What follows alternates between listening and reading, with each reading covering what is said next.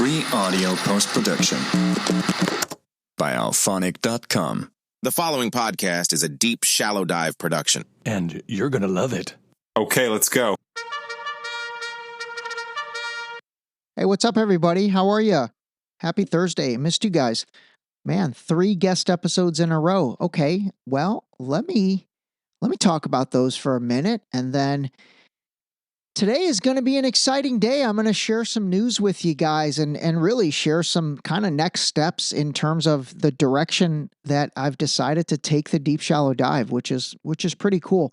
But first of all, in regards to the 3 episodes, in case you missed them, just really quick, you know, on Friday, the episode was with historian Christine Hill. It's a really nice deep shallow dive, kind of deeper than shallow, into World War II, and I think it's pretty fascinating to get her perspective. This lady is absolutely excellent. She really is excellent, and she is so well researched and basically is so, you know, she's so prepared for our podcast recordings. Obviously, this is the second one I've done for her, but if you haven't gotten a chance to listen to Friday's episode with Christine and you want to get a very nuanced perspective on World War II, I think that is well worth your time. Monday was the episode with Dr. Ter Ahmad, and he is the Palestinian-American doctor that's been over to Gaza a couple times. But man, what is so cool about this guy is he's literally an ER physician, and he has got the geopolitical understanding of like an analyst that goes on Piers Morgan or something like that. He's really, really bright guy and just such a nice guy. And so that episode, I mean, it is so good. I really like think that episode with him was, I don't know, man, it hit me pretty hard because it was such a real and raw episode. And, you know, here's a ER doctor who lives in Chicago. Like, yes, he's Palestinian American, but for the most part, like, had you not known he's Palestinian, he's as American as baseball and apple pie. And so it's just really interesting to get his perspective. And there's very few people that understand geopolitics and medicine and how those two things are converging on these poor people in Palestine. And I don't know, it's just really good. Really good. I really enjoyed that episode with him. And same thing with the episode that got released yesterday with Matt Kim. You know, if you don't know what Matt looks like, take a look at the cover art for yesterday's episode, or if you're on Spotify, or if you listen to this through YouTube as a video, obviously you can see his face, but chances are you're going to recognize this guy. And, you know, because he definitely blew up a little bit on social media last year. And what is really cool about Matt, and we got into it in the episode, and I think it's so commendable, is, you know, he blew up and really kind of became part of that conservative network of influencers. And when I say conservative network of influencers, basically I'm talking about like a pro-Trump crowd. You know, someone like Candace Owens, perfect example. And man, I guess similar to Candace Owens, has just been completely disenchanted with Trump, kind of similar to myself too, actually, completely disenchanted with Trump. And he took a stand on it. You know, he really did. And he walked away from, you know, I don't really know if he walked away from the MAGA movement per se, but he walked away from being like a fanboy influencer. And that's what I call a lot of these guys right now. They're just fanboy influencers of Trump, and they just can't look at anything objectively. It's honestly no different than the fanboy influencers on the Democratic side for Biden and then Kamala Harris, you know. And if you want to break this into television networks, it's Fox News and then CNN and MSNBC on the other side. And those networks, I'm telling you, man, those things are unwatchable for me. I cannot even stomach watching a minute of anyone on Fox News or quite frankly, anyone on CNN or MSNBC. Ironically, I can kind of tolerate CNN more than I used to be able to, but I really can't tolerate any of them. And so what's really cool about Matt and what I really got out of that episode with him is, man, here's a guy that kind of got into that Trump world. And had he just stayed being a fanboy, he'd have a lot more fun right now. He would have a lot more fun right now. He'd be getting invited to all the events and, part of that little bro crew, that little fraternity crew of Team Trumps. But he didn't, because he's like, dude, I don't like the direction this guy's taking, and this is not what I signed up for. This is not what I voted for. And that applies in multiple instances. And I see very much what he sees with all of this, and we're very aligned on that. So anyway, that was yesterday's episode. So all three of them were good.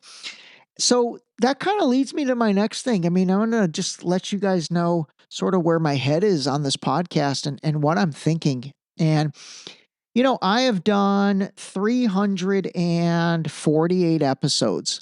That's crazy. Today is 348. And then 51 interviews. So you take out the 51 out of the 348. And what is that? 297 audio only episodes, right? I love doing these audio only episodes. I really do. I mean, literally right now, as I am recording this, I am sitting at my desk. I've got my iMac in front of me as I'm watching the ticker move and the clock move. We're at 6 minutes and 58, 59, 7 minutes right now. We're at 7 minutes. I got my hat on backwards. I am not shaven, although I can't really grow much facial hair. Man, I really can't grow much facial hair. I'm like the non-hairiest Persian guy on the planet. My brother is actually slightly hairy. No, he's not hairy, but he's normal Persian hairy. I am like Mr. Bigglesworth. Was that Austin Powers' cat? It was like the hairless cat, Mr. Bigglesworth. Yeah, Dr. Bigglesworth? No, that was Dr. Evil. Yeah, I think the cat was called Mr. Bigglesworth. I'm like the Mr. Bigglesworth of Persian men. I have barely any hair on my arms, barely any hair on my legs. Thank God I've got hair on the top of my head. And it's pretty much still, for the most part, I'd say 80% black. That's awesome. By the way, I love when I get haircuts and then I look down, and when the majority of that hair is black, it's like winning. That is winning. I want to keep that going. Why did I get off on that tangent? What the heck was I talking about? I was basically telling you, like, these audio only podcasts, like, this shit is easy for me. This is easy. I have gotten this down to a science, I don't have to worry about what I look like. Many times I'm at a point, and for example, this is a perfect example. I haven't even stopped the microphone once. We're at 8 minutes and 40 seconds, and this is just Ray D free flowing. And it's easy and it's great and I love it and I love doing it. But here's the problem. It's not viral, and it's very difficult to scale an audio only podcast because you really have no way of getting that, what is the word? Virality? I don't know. Getting the viral clips going. And what I mean by that is, so you guys are listening to this right now. Let's say you love this episode. What are you going to do? How are you going to share this? You could obviously, I hope you do this, but you tell your friend, hey, listen to this episode of Deep Shallow Dive. Maybe you forward them the link on Spotify. Maybe you forward them the link on Apple Podcasts. If you're Brad Hershey, you forwarded them the link on Podcast Republic. But it's hard. It's hard, like those platforms, they allow you to share stuff, but they're not really built like that. Like, no, they are built like that, but people don't really do it. You see what I mean? And so what I need to do is I need to kind of stop being lazy. And I've been lazy, and I need to set up either a either a recording room in my house with a proper scenery and a proper backdrop, maybe a green screen, and then I could put something, swap out that green screen. And by the way, if you don't know how these green screen works, the way this works is the reason why movie theaters or movie companies, as well as then podcasters in a big way, they put a big green, literally the color green screen behind them, is because then in editing, as long as you're, contrasting that green, if you had like a green shirt on and your hair was green, that's going to make it more difficult. But for the most part, the color green is, and actually blue as well. So the color green and blue, they're basically used because there's a technique called chroma keying. Okay, chroma keying. And this is a technology that basically allows them to replace the solid colored backdrop, in this case green or blue or whatever. You can kind of click on the chroma key feature in whatever editing program you're using, put it on the green, and then press a button, and it deletes all that green. And then you can basically put whatever backdrop you want, or logo or environment or whatever. And so it allows for, podcasters, and then also in the movies, to pretty much replace whatever's behind you with whatever they want. And so anyway, my point is I need to start doing that. And so, for example, even on an episode like today's, this should not be audio only. This needs to be video. And the reason is, let's say I say something incredibly engaging and insightful. Well, with that video on YouTube, that can get clipped and then that can get shared. Also, that will enable me to clip and share these Ray D takes on Instagram and Facebook and TikTok and all those places as well. So I can get some viral nature going on my own stuff. And I'm so mad at myself for being kind of lazy. I really was. I was lazy to not force myself to do this, because I think I've missed out on a ton of shit I've said that I think could have gone viral. And maybe not a ton, but even one or two. Like for example, Matt yesterday, it was his video on the Titan submersible that blew him up. Like there was one before he talked about, but I remember that Titan submersible. I think at the time he had, maybe he had like 60,000 followers on Instagram or whatever, which is still a great number. And then after that Titan submersible, I remember he was well over 300,000. So he 5x'd his following through one 2.5 minute video. Isn't that insane? So I'm so mad at myself for not doing what I'm going to force myself to do, 18 months ago. Really, when I started this, I should have done this from the beginning. I absolutely should have. But you know what? It's more work. It definitely is more work, for me right now to sit down and record, for example, today's episode, which is probably going to be 30 minutes. I'm not kidding. I probably record this thing in 35 minutes, maybe 32 minutes. There's been a few times I've recorded it in exactly the same amount of time because I literally don't stop the microphone, which again, I'm not trying to toot my own horn. What I'm saying is it's just easy. And I've basically gravitated to doing it because of the ease of accomplishment, right? But now I realize I'm doing myself a disservice. And especially now that, I've kind of turned the corner and I've gone to another level where, I've got 2 sponsors coming on board, and I'll talk about one today. And the other one is actually Matt's company, his VPN company, vp.net. And so we're working out that deal, which by the way is going to also benefit you guys because you're going to be able to save, probably 10%. If you decide you want to use his VPN company, you'll be able to save using the DSD code. And then the second sponsor, I'm going to talk about that in a little bit. You'll be able to save with that as well. And so the financials behind podcasting, now they're really in play for me right now. And so because of that, I've got to really step up my game. I've got to step up my game. I think I do a nice job on the guest interviews. If any of you guys watch the guest interviews on YouTube or watch it on Spotify, I mean, I look about as good as anyone else on the internet right now in terms of a remote interview.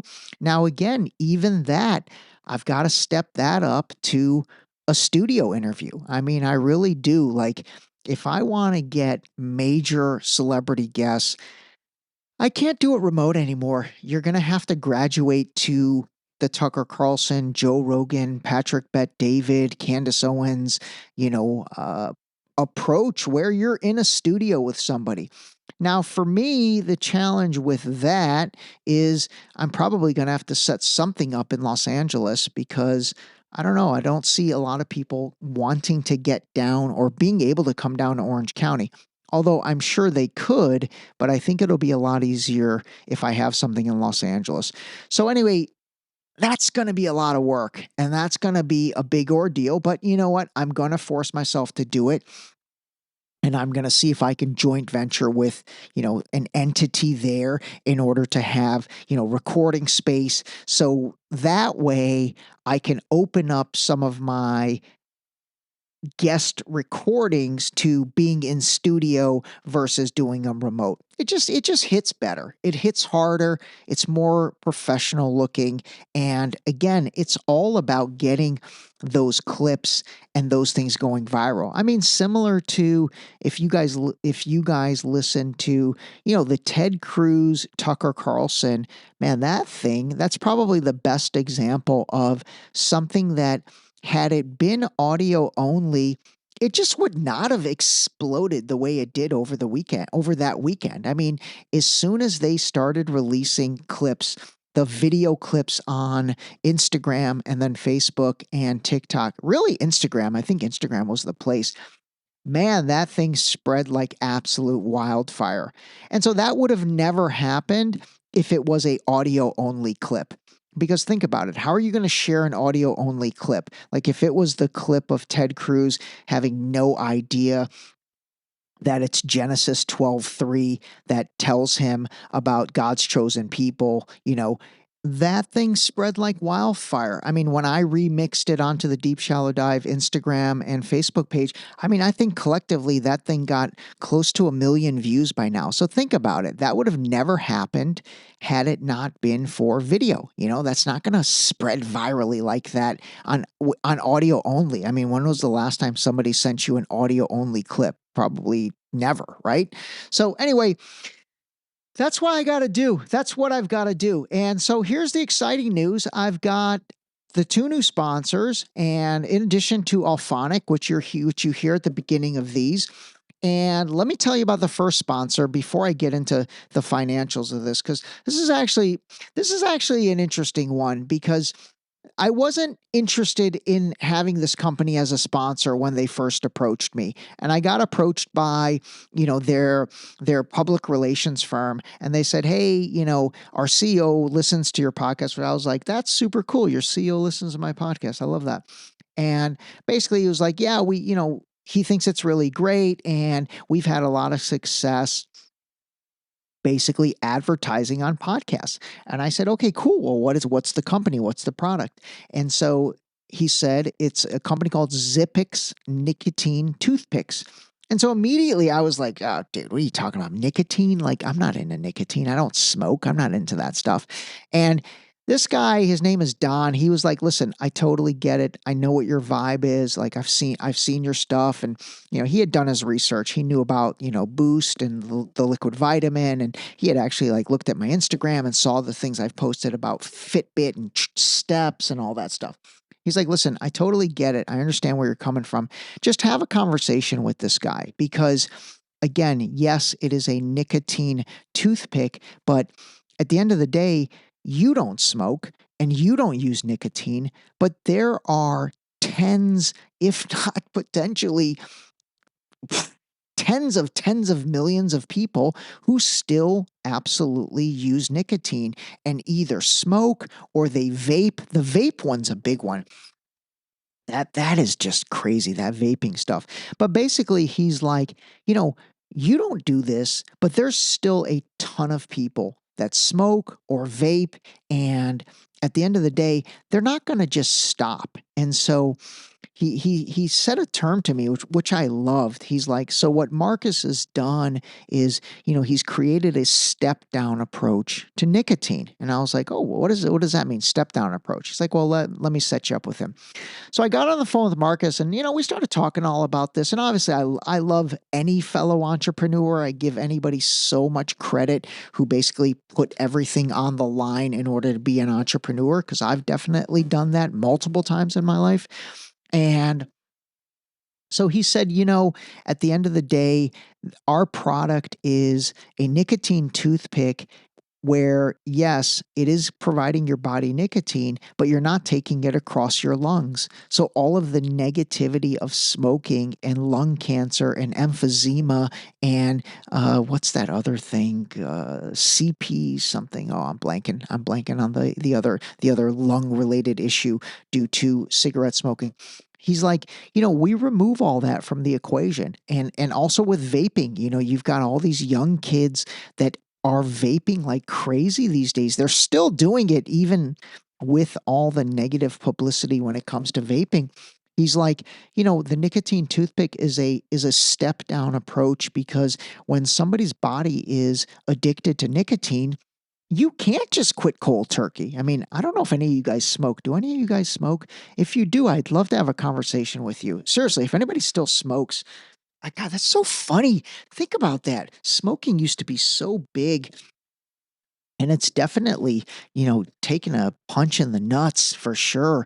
And I think cigarettes are so crazy expensive. But if anybody out there does smoke or does vape, I'd love to have a conversation with you. And heck, maybe I can even get you on some ZIPPIX trials and see if we can sort of curb your taking that nicotine across your lungs, and see if we can, again, provide this step down. And so when he explained step down to me, I loved it. I was like, you're totally right. Like, I understand there are people out there that are addicted to that nicotine, and they're not just going to be able to quit cold turkey.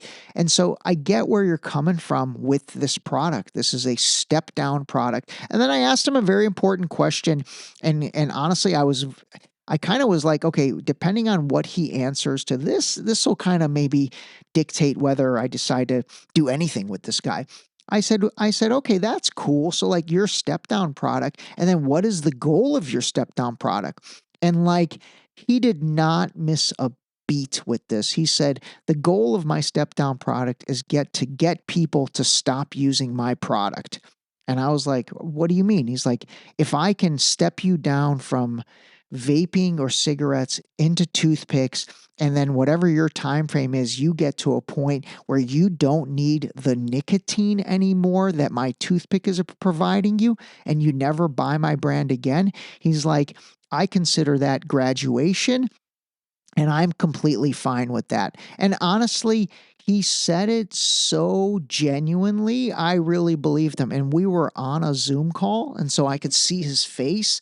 And I was like, this guy's super genuine about this. He really is. I believe him. And I've got a really good bullshit detector. I really do. I have a very good bullshit detector. Plus, I'm a skeptic about everything these days, obviously.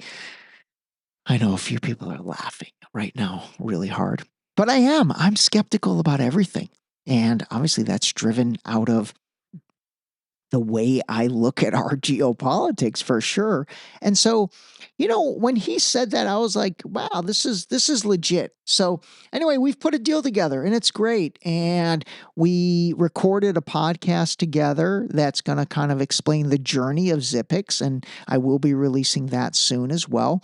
And so, he now is a paid advertiser for the Deep Shallow Dive, which is cool.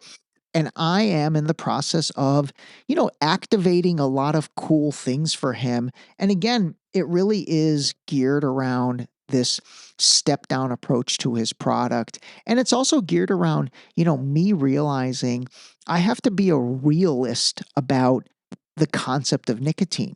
Just because I don't use it That doesn't mean other people don't use it. And if they use it, instead of like chastising them for using it, I'm going to try to provide a solution to, again, step them down off of nicotine, off of vaping. The vaping one, man, that stuff is horrible for you.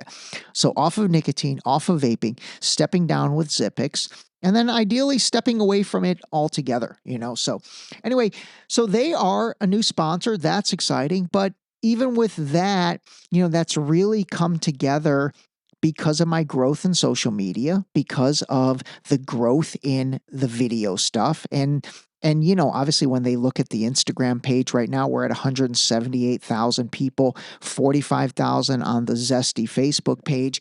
I mean, those are legit numbers. And so those are driving people to me for paid deals now, which is really cool. But it's also requiring me to step up my game and really move away from any audio only podcast to doing everything through video. Now, that's not going to happen immediately, but that is going to be the plan. So anyway, there is a major update on the Deep Shallow Dive, and it's actually exciting. Okay, what are we at? 26 minutes. Okay, let me talk to you guys a little bit about other ways to make money off of podcasting. And I think this will be interesting for you. So here's the deal. Joe Rogan makes $100 million from his deal with Spotify.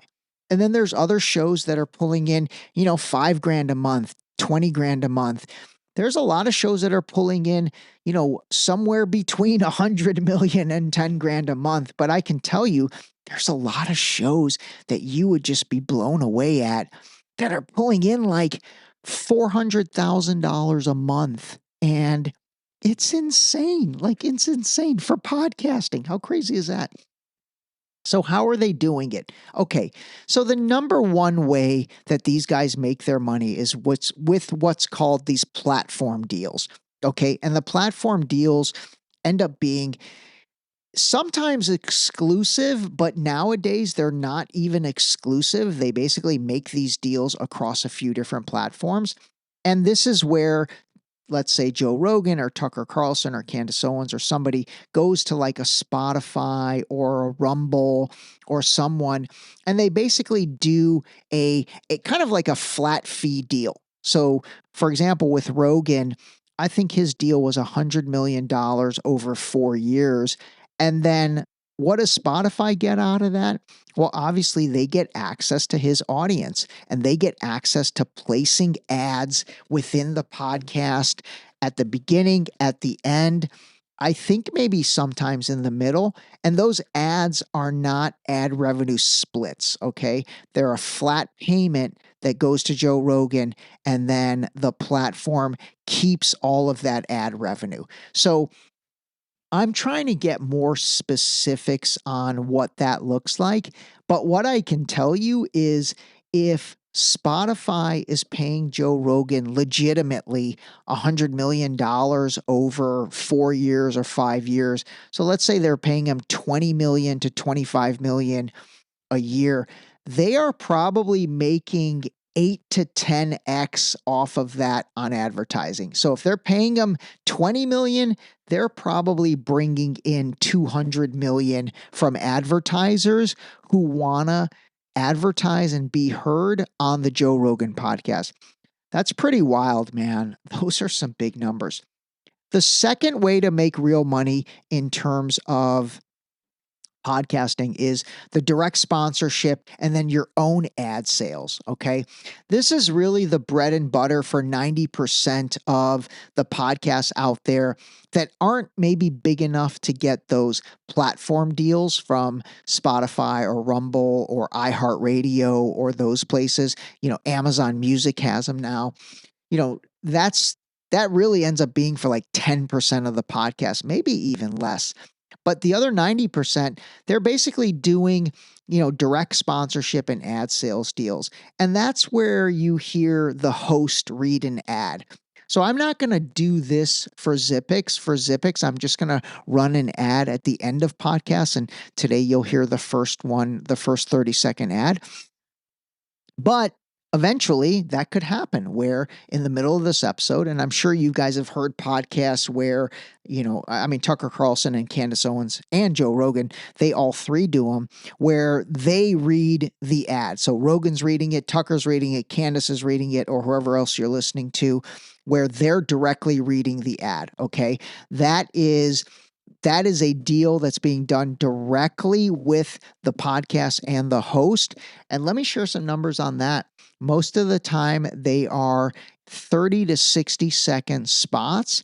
And these guys are getting, like, I know Tucker Carlson gets $50,000 for every 60-second spot. So think about that. There are brands out there that are paying 50 grand to run one 60-second spot on one Tucker Carlson podcast. That's not for a week, for a month, anything like that. That's one spot during one show. And so obviously when you've got a big brand that's buying into Tucker Carlson, chances are they're running a spot every show. Tucker's putting out 2 to 3 a week. So basically he's bringing in $100,000 to $150,000 just off of that one spot that runs for 60 seconds on each show. That's pretty wild. I think there's other podcasts out there. From what I heard about Candace's numbers, her numbers were like close to 35,000 for a 60-second ad. And then I have to imagine Rogan is probably similar to Tucker. But, my goal is going to be to get to a point where, let's say I can sell a 60-second spot here on Deep Shallow Dive where I read it. And, if I can get 10 grand a spot, that's not bad. Okay, the other thing is called dynamic ad insertion. These are programmatic ads based on listener location and device. There's software involved with this. I need to understand what these are and how they're implemented a little bit more, but that's also a big part of ad sales, this dynamic ad insertion. I don't really know, honestly, how that happens, but that's like when you hear a local ad, like if you're listening to a national sponsorship, like if you're listening to someone like a Tucker Carlson, and then all of a sudden you hear a localized ad for like some lawyer in your neighborhood. That's that dynamic ad insertion. So I'll try to get more financial rates behind that. And then the third thing is what's called the CPM model. This is like a big thing in advertising, and it's basically stands for cost per 1,000 downloads. This is where you make real money on YouTube. And by the way, when it comes to social media platforms, YouTube is by far where people make the most money. And that's another reason why, people go to long form video. Long form video, people are making a lot of money on YouTube. And so this CPM model, that basically means when 1,000 people watch something on YouTube or 1,000 people download something, download an episode or stream an episode on Spotify or whatever, there's basically an ad rate that people get for that. And that ranges anywhere from like $10 to $50 to sometimes $100, depending on, the audience size and then the audience loyalty. So let's take like $50 per 1,000.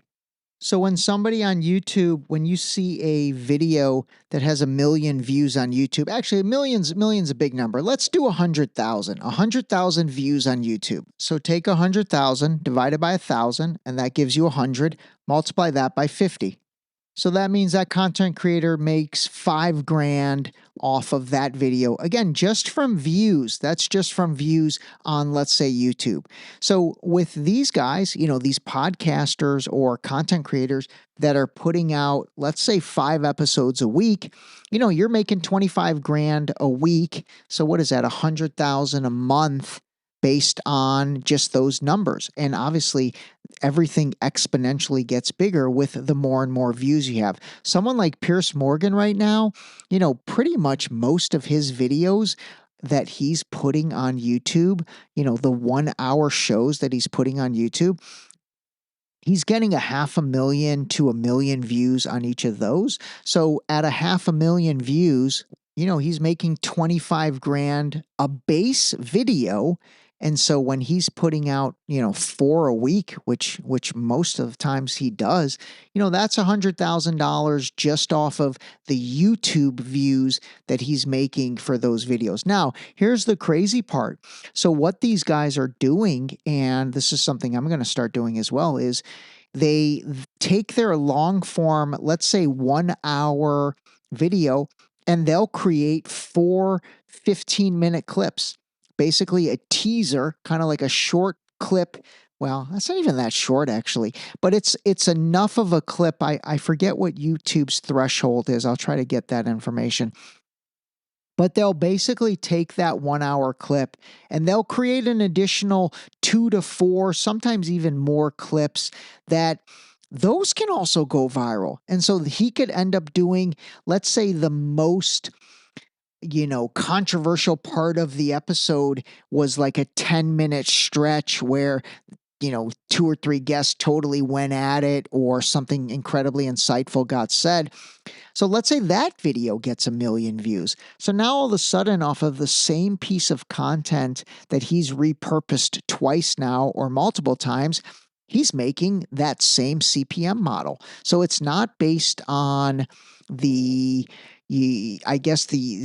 overall piece of content. It's based on each individual piece of content. So if you're able to have one long form video that gets cut up into 4 or 5 15-minute segments, and then they also get paid for these shorts, YouTube shorts, which are the 60-second, you can make multiple streams of revenue from this really the same piece of content, just clipped and cut separately. That's actually where Shannon Sharp, the NFL football player Shannon Sharp, with his club Shay Shay, when he brought on Cat Williams, he killed it with that because the episode with Cat Williams killed it. And then all of those clips killed it. Sometimes people don't want to watch a full episode, so they basically only watch the clips. So anyway, so that's kind of the CPM model. And again, the primary income driver is video, in addition to what you're getting paid from the platforms, the audio platforms like Spotify, iHeart, those guys.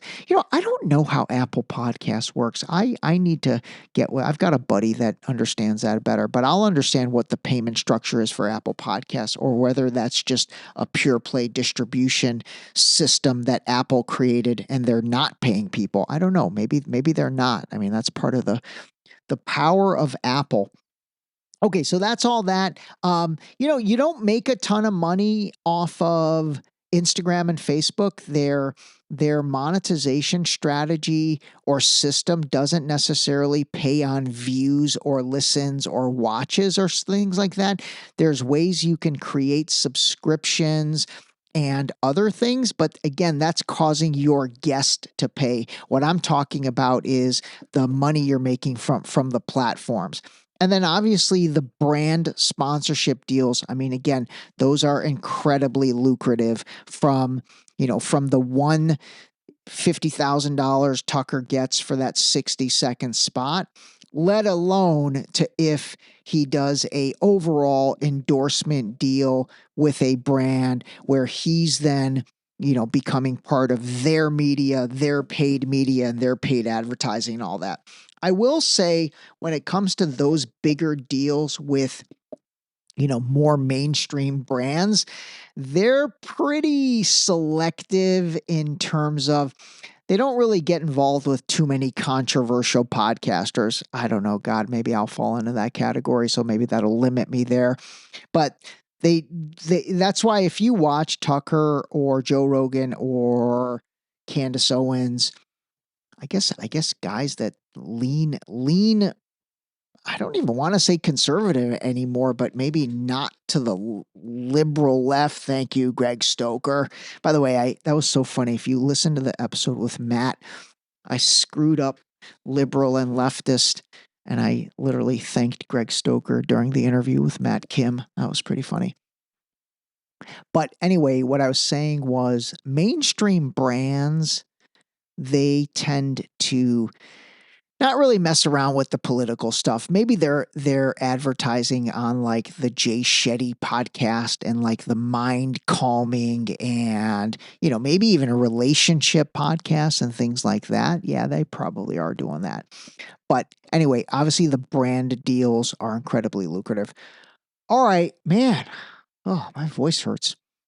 All right, how was that? Did that explain things a little bit better? I'll actually listen to this. I think I missed a couple things and maybe forgot to talk about a couple things. So I'll listen to this episode again, and if I did, I'll bring that to you as well. But anyway, that's about it. That's about it, everybody. So definitely some changes coming to Deep Shallow Dive that could end up meaning, I do have a back queue of guest episodes. So chances are I'm going to be firing those out more and giving you guys more content. And then, hopefully soon I will get my system down to where I move to a episode like this being a video episode. Now, you're not really going to be able to tell the difference as a listener, especially if you're not listening and watching on Spotify or YouTube, which I don't really think that many people, even when I do that, I don't think that many people are going to watch me.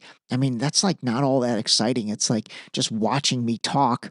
Although, I don't know, maybe people will. I know people watch Candace Owens, but she's better looking than I am. So maybe they watch the girls for that. I think they watch Rogan too. Hey, who knows? Maybe people will watch.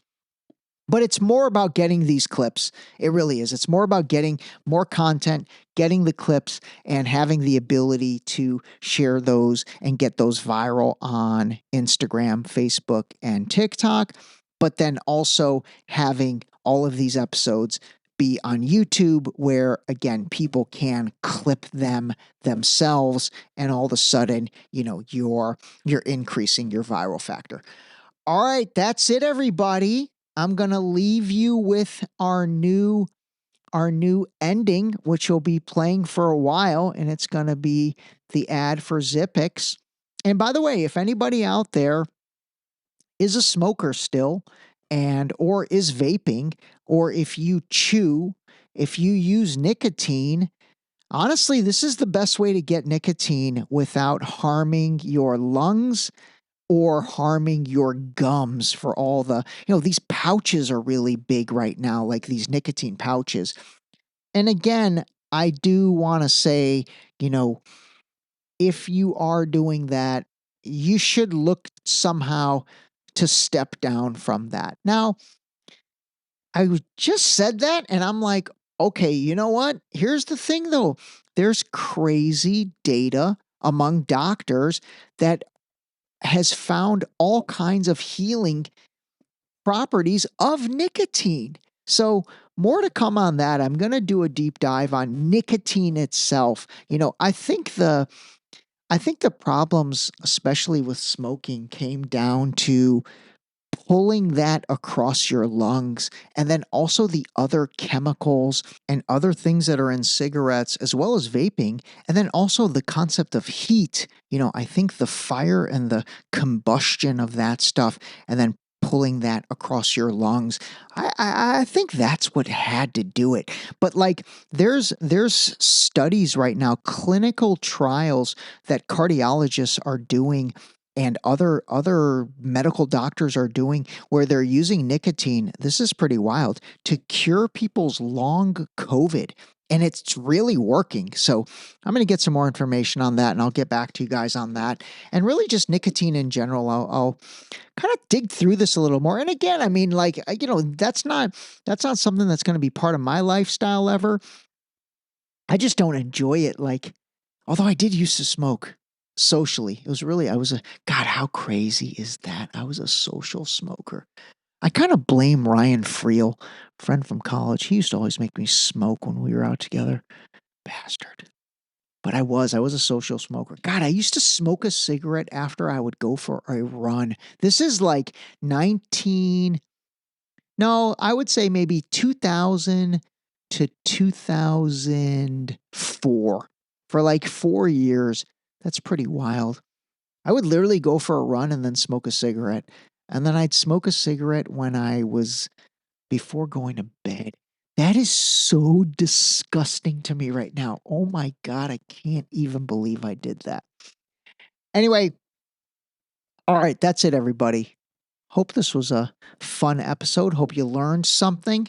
I'm going to play for you the all new ZIPPIX spot. And again, if anybody out there is somebody that has nicotine in their life, I would love to get you on ZIPPIX and get you to step down from whatever you're doing into something that does not take that nicotine across your lungs and eventually get you to step down from it in its entirety. Although, who knows, by then we might have realized that nicotine delivered properly could be something that has health benefits for certain situations. Who knows? All right, everybody. That's it. Call a spade a spade. Call your parents. And here's to the future. And thank you, everybody, for continuing to support this and this fun little journey. We'll see what comes next. That was a great way to end it.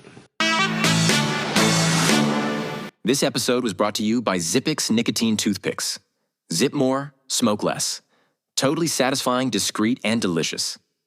ZIPPIX nicotine-infused toothpicks are available in 6 great flavors, each containing at least 2 milligrams of nicotine to curb those cravings. ZIPPIX is FDA registered and proudly made in the USA. Use discount code DSD for 10% off your order at ZIPPIXtoothpicks.com.